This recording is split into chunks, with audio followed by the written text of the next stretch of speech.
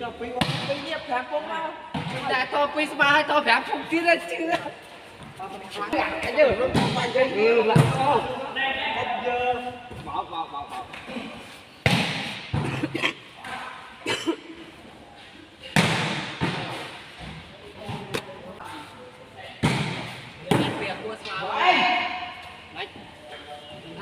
tuyệt quá coi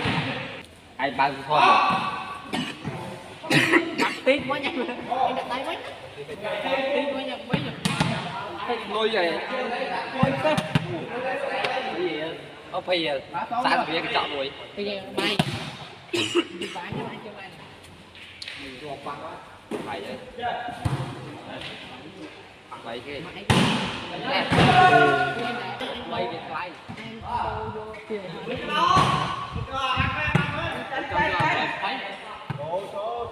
lại chơi tại vì SMS anh nhớ tin tôi xong một biết mấy tên không tôi sắp tôi kỹ năng đi này rồi cái dây trai là cái dây trai là cái dây trai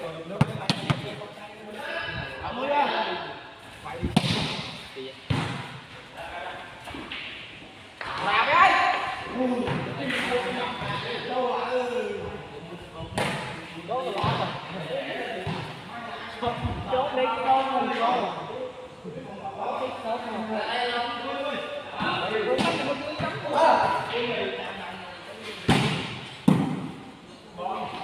lấy lại